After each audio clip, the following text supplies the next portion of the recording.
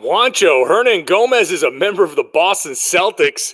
I guess I called it, and I'm going to talk about it right now on the Locked On Celtics podcast. I'm so hyped right now. Anything's possible. I'm my mama. I'm my lady, ma. Anything's possible. Yeah. Rainy J's back with the vengeance. Back. All the real Celtics fans in attendance. This the truth like 34. This like walking in the garden when you hear the roars. The crowd goes crazy. Most in-depth coverage on the daily. Mainly podcast royalty, the content kings. When you talking about the franchise with 17 rings. Focus like Danny at the deadline. Global, but it got a local feel like the red line, the blue line, the green line. Play it in between time. I'ma throw my C's jersey on in the meantime and press play. When the F's done, I can't wait until the next day. Trying to stay in tune with the C's, that's the best way. Melly. Hey there, welcome back to the Locked On Celtics podcast. Thank you for making the show part of your daily routine, whatever it is that you're doing right now, listening to the show on your headphones, watching on YouTube. Thank you very much. I'm John Karalis. I cover the Boston Celtics for Boston Sports Journal. I've written a book called Boston Celtics All-Time All-Stars. Buy it now wherever books are sold.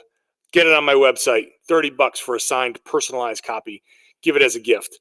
All right, Juancho Hernangomez. I've been talking about Juancho Hernangomez as a possible reclamation project, and I've spoken it into existence. Juancho coming to the Boston Celtics. Very excited about this. Just the fact that something that I said actually came to fruition.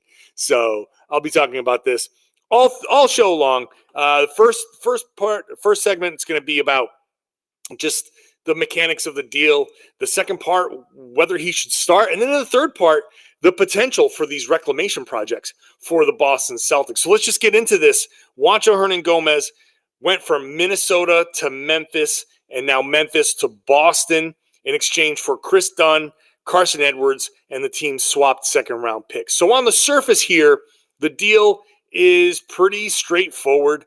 The money matches pretty reasonably. I think the Celtics actually pick up an extra $200,000 in salary, which not a huge deal, but they will have to do a little extra work to clear some of that salary moving forward if they want to get under the tax line. They can do it. It's still possible to do it if they want to. This is not the be-all, end-all. And remember, they have till the end of the season to do that. So not a rush on clearing that money for the tax line. But basically the money matches, we'll say exactly, pretty close to exactly. The big thing here is it's a 2-for-1.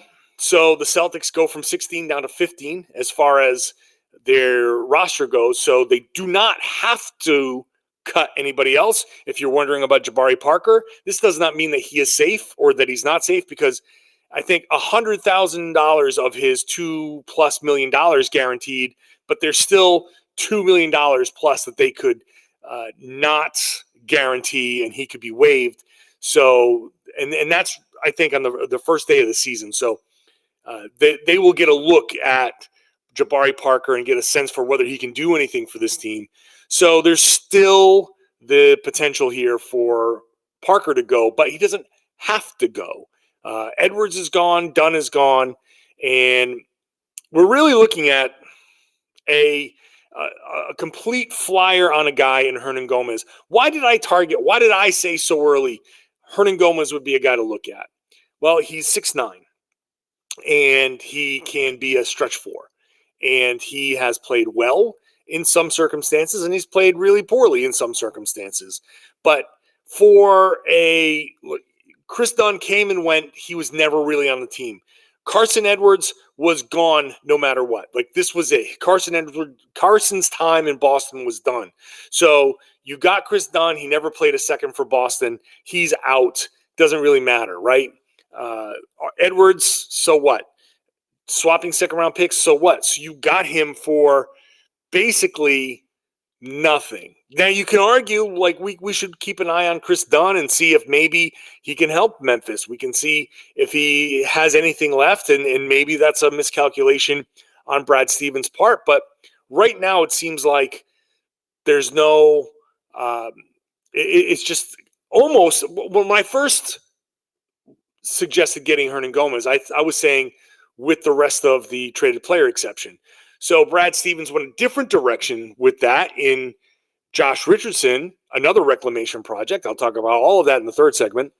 Came in and, I mean, you want to say it wasn't a traded player exception, but it's as close to a facsimile of a traded player exception that you're going to find because Edwards was gone anyway. So it really didn't matter. So right now the Celtics have an opportunity to see if Hernangomez can fit in that stretch 4 spot. He's on the second year of a 3-year contract, $6.9 million this season, $7.4 non-guaranteed next season. This is the other kind of good part of this. $7.4 million. If he shows up, shows out, and can get back to some of what he has shown, some of the promise that he's shown, then at $7.4 million, that's less than the mid-level. That's a reasonable contract, depending on his production. So if he comes in and the change of scenery and not having COVID and all of that stuff works, playing alongside Tatum and Brown and all of that stuff works, and Hernangomez is productive, we're not looking for a superstar here. You're looking for production, just a productive guy.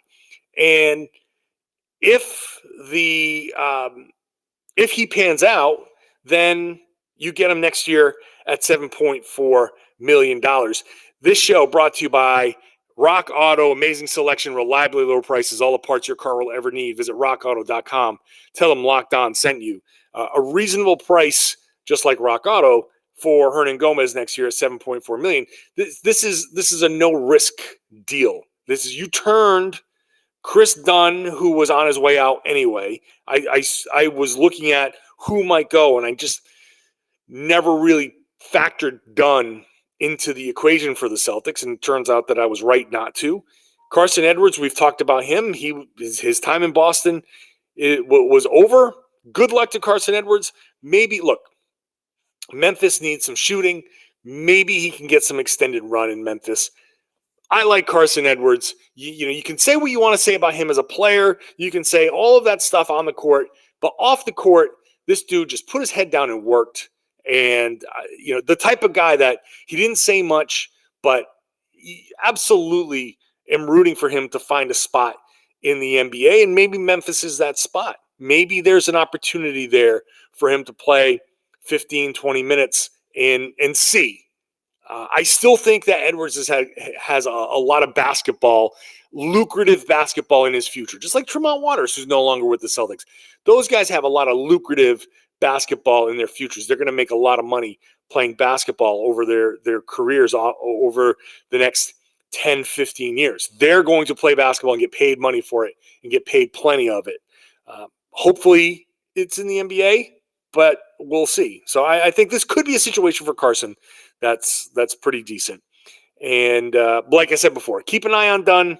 Maybe there's some retrospect coming at the end of the season to say, Dunn might have been a guy that you wanted to keep considering. But considering his history, I'm not mad at this. Like I said, I thought this would be the right move. The thing about Hernangomez that makes me nervous, I brought his name up enough where when it happened, people were tweeting at me like, oh, you called it. And I'm like, yeah, man, this is great. Like, you don't have a lot of these moments where you target this obscure guy. Like, who the hell is talking about Juancho Hernangomez? And no one is. So to have a guy like that all of a sudden work out and Brad Stevens make that move, it's like, oh, all right. But what's going to end up happening, I can see it coming, is he's going to suck, and people are going to be like, oh, good call, John. And I'm going to get a lot of sarcastic comments. I'm prepared for it. I'm steeling myself now for that moment. When I come back, we'll talk about, hey, maybe he should start. Let's consider starting Juancho Hernangomez. That's possible. I'll do that after I tell you about SweatBlock. A doctor at some point who had excessive perspiration decided to come up with a solution for himself. So he created SweatBlock. So now he recommends it to you. And for him, it works up to 7 days. It's a wipe, like a handy wipe. You get it, you take a shower, you wipe it on your problem area, then you go to sleep. In the morning, you wash it off, and it could work for up to 7 days. So whether you've got a big presentation coming up, a first date, something like that, anything, any situation like that might just trigger some sweating, you can use SweatBlock and feel pretty good about coming out of it dry. It's your little secret to confidence, and we know if you don't have to worry about that, you're going to have that confidence. If it doesn't work for you for some reason, dry shirt guarantee, they will take it back and give you your money back. Google it, go to Amazon. There are 13,000 reviews on Amazon. It's been a bestseller for 10 years. Check it out for yourself. You can do the research real quick for yourself. They want you to do the research for yourself. So go to sweatblock.com, use the promo code locked on. You're going to get 20% off at sweatblock.com if you use the promo code locked on. You can go to Amazon, you go to CVS and pick some up yourself if you forget about it, but always make sure you're going to sweatblock.com. 20% off for that little extra boost of confidence if you have an excessive sweating issue. Hey, did you know 85% of people who play daily fantasy sports lose? Is that really surprising? No, it's not, because the games are rigged against you. That's why you need StatHero, the first ever daily fantasy sportsbook that puts you in control and winning within reach. They show you their lineups and they dare you to beat them. It's you versus the house, one-on-one, head-to-head, winner take all. No one else does that. No one shows their cards and say, you beat this. Okay? Go and check it out. StatHero is daily fantasy the way it's meant to be, one-on-one. You are in total control. Play StatHero now and change the odds. Go to stathero.com/lockedon. Sign up for free. And right now, you can get 3 times back on your first play. That's pretty good. You're getting a 300% match. That's unheard of. Go to stathero.com/lockedon. stathero.com/lockedon. Laying some money down on some games, make sure you're checking out the Locked On Bets podcast. Your boy Q and Lee Sterling got you covered. Lock of the day, wrong team favorite, WTF. They will have everything you need to get a leg up, maybe make a couple extra bucks. So make sure you're checking out Locked On Bets wherever you get your podcasts. What are the odds, do you think, that Juancho Hernangomez is competing for a starting spot? This is an interesting, I think, conversation. This is kind of something that I brought up before. This is not unheard of. He's started plenty of games in the NBA. So let's not say we're elevating some nobody into a starting role. Now, last season, he had COVID, so he missed time due to that. And when he came back, he was just it just didn't work. Last season was an unmitigated disaster. I fully admit it. That's why I've been saying this is a project, a reclamation project, a flyer on this guy. So with the Celtics, he feels a need. And this is where the starting thing comes in. Let's look at this. As a starter in Minnesota, once he got traded there, he shot 42% from 3. Last season, in 52 games, only 6 as a starter, he shot 32.7% from 3, which is horrible. That's 42% is awesome. Steph Curry, 32.7 is like worse than Marcus Smart. So that's the swath of Hernangomez. When he starts, he shoots well. When he doesn't start, he doesn't shoot well. Look at this. I thought this was interesting. Minutes distribution and then 3-point percentage. 0 to 9 minutes, so barely used, 23.2% from 3. Okay, fine. You're barely playing. You're not going to come in and get hot right away. That's tough for a lot of people to do. 10 to 19 minutes, 29.1%. So theoretically still getting in there. Not great, but 19 minutes, that's, a couple of good stretches. A good 5-6 minute stretch, you get 2 of those. Somewhere in there you should be hitting some shots. 20 to 29 minutes, 38.2%. This is career now. 38.2% when he gets 20 to 29 minutes. It dips to 33.5 when he gets 30 to 39, and then 40 plus is very rare. He hits half his threes there, but he's never going to play 40 plus. Historically, starting plus 20 to 29 minutes, he shoots 38% from 3. So now here's the question. is it possible for him to come in and start, play some short stints, but have that starting in there, have the 25 minutes per game, and maybe he can get up to that 38% from three. 38% from three is good. You want that 38% from three. That's perfectly acceptable. That's better than acceptable. If a guy's out there and he shoots 38% from three, that's a guy you have to cover. And that's all you want out there. You want a guy that needs to be covered. So I'm not saying this now that I'm saying you got to start Juancho. He, again, reclamation project. This is, you don't know what he's going to be. He might come in. They might start him all 4 preseason games. He might suck, and that's it. And then you try him for the season. If it doesn't work, you'll try to get rid of him at the trade deadline, whatever. Okay? I stick by it. It's a no-risk move. So, but the Celtics have a hole in their starting five. They have a hole at power forward. They need shooting on the floor. This kind of presents itself as a possible solution. This kind of says, well, you don't have a real power forward out there right now. You need somebody who can shoot. If this guy has the numbers where if you start him and playing 25 minutes a game, he historically, statistically shoots well, then maybe that's who you want out there. I'm just saying it's possible. I'm just saying that that's something that they need to consider. That's one of the avenues that Ime Udoka needs to determine, like, okay, suddenly there's a new candidate for a starter in there. Because I had come to the conclusion prior to this trade that it's Smart, Tatum, Brown, Rob. And who's the fifth guy? And I just figured, put Josh Richardson in there next to Marcus Smart. You have a really good defensive backcourt that helps everybody. And that still is a very strong argument, because the other thing about Hernangomez is he's not going to defend extraordinarily well. So there might be a few more mistakes on his part there. And that's why you don't want to play him 35 minutes a game as a starter. You want to keep it down to about 25. But you got to weigh the options here. What's the bigger impact? Is having that defender, and maybe Josh can be a good shooter. He can rediscover his Miami shooting touch. And if he does that, then that's probably a better option, because he gives you the defense on top of it. If he can shoot 38% and give you that defense in the backcourt, now you've got Smart and Richardson in the backcourt playing that defense. That takes a lot of the pressure off of Robert Williams. That keeps him out of foul trouble. Maybe that keeps him a little healthier because he's not running all over the place trying to cover for somebody. There's a real strong argument there for Rob to or Josh Richardson to start for all of those things.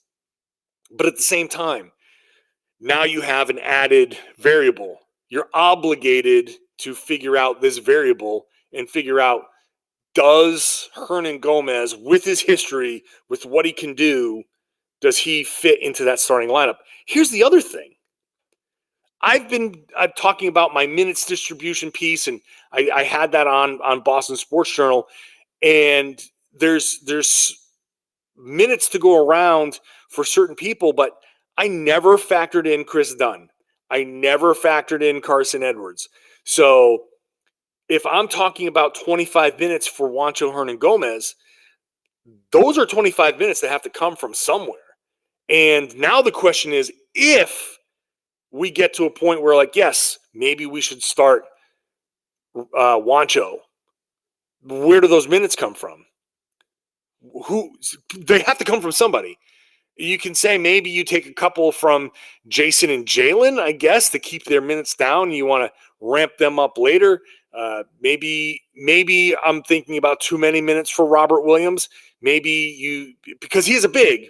So that big man rotation, maybe Rob gets 20 minutes or 22 minutes, not 28 or 30 minutes.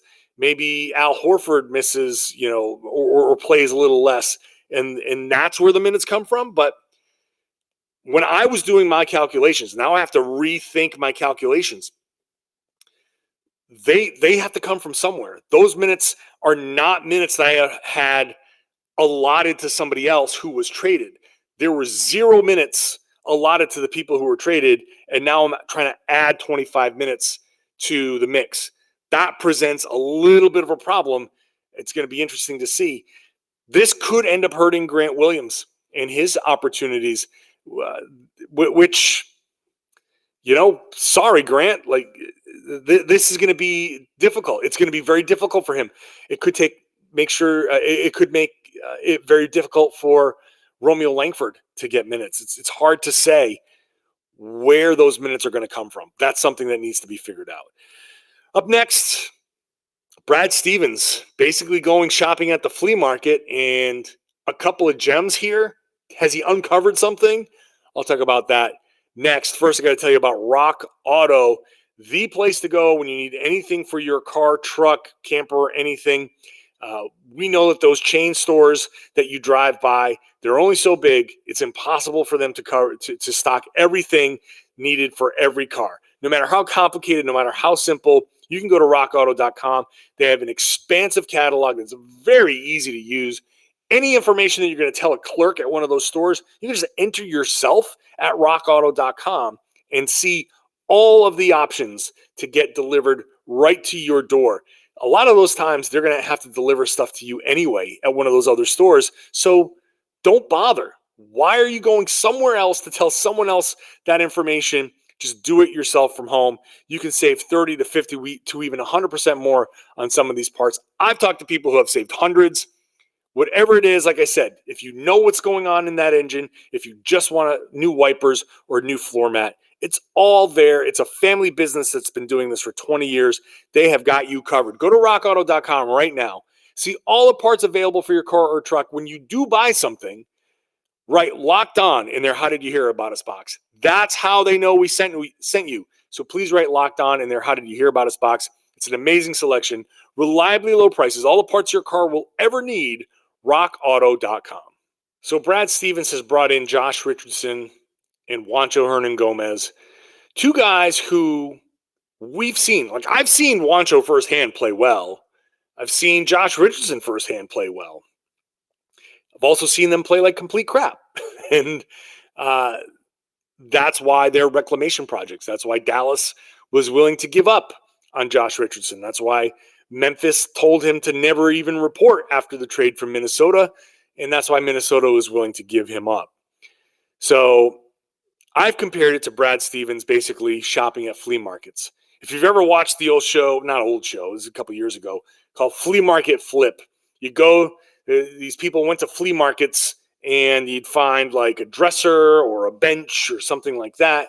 And it's all, scuffed and whatever, but you would reimagine it and turn it into something. People do this all the time. You go to a place, a flea market, a yard sale, you kind of refinish some piece of furniture, and then you turn it into something that is a gem that you got for almost nothing. And that's what Brad Stevens is trying to do here. And the best part about this is it could go two different ways. I mean, actually more than two. Okay, Richardson can suck. Hernangomez can suck. And if that's the case, bye. Right? Hernangomez, non-guaranteed next year. He can go this summer. Richardson, a little bit more difficult, but tradable money. If you need to find a way to unload him, that's possible. You can do that. It's not impossible. So that's the worst case scenario. I love to think about things in the worst case scenario. What's the worst thing that could happen here?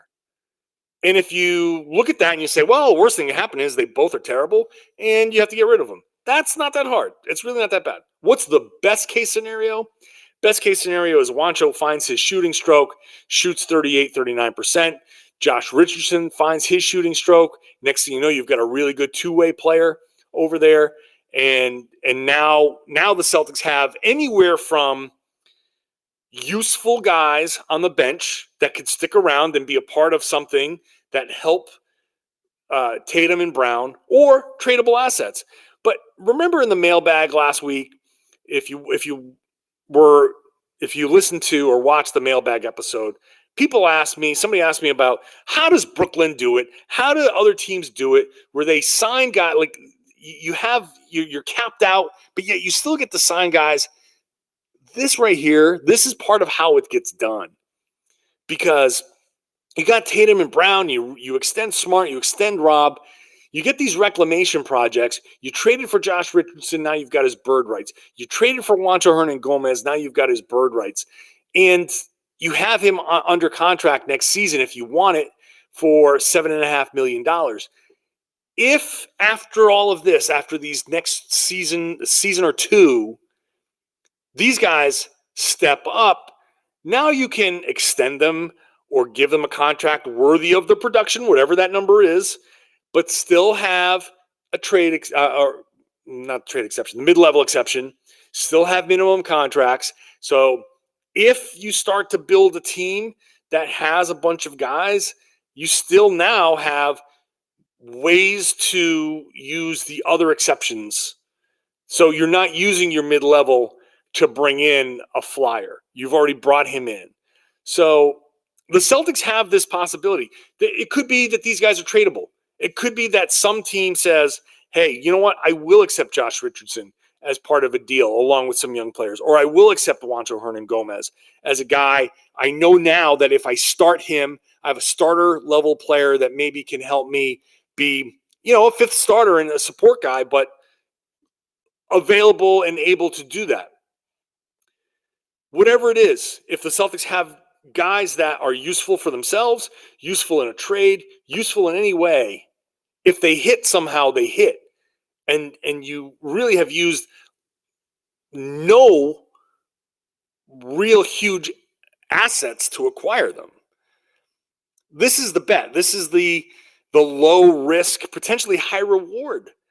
And right now, I still have to commend Stevens for taking these little swings, finding these little guys that are potential gems. Don't know whether they are or not.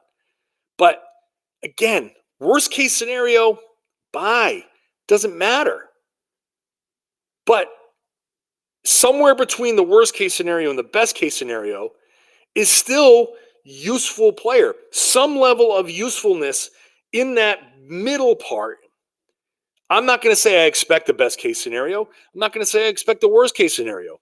But that middle part, there's so much in there that's useful. And even if it's just useful for a couple of years, let's go down that road. Even if it's just useful for a couple of years, you have guys, if they're useful and can help win, you've got guys that are at least helping you bridge this gap and be useful until you can find that third star or until Tatum and Brown make that next leap, whether it's this season or next season or the season after that, whenever it is. Once they hit that prime and they really take off, if they can take that next step, if Tatum can be that MVP, if Jalen can be that perennial all-star, if these two guys are guys that for the next 2 years really help support that, and then after that, maybe you move them or find a way to get better players, then great. But there is value to having useful players on this roster for the next year or two to show these guys, to show Tatum and Brown, hey, we're trying here. I remember when we were talking about the Bradley Beal pursuit and going max cap space, one of the issues was whether Tatum and Brown were going to get a message that, hey, we don't care about a season in your career.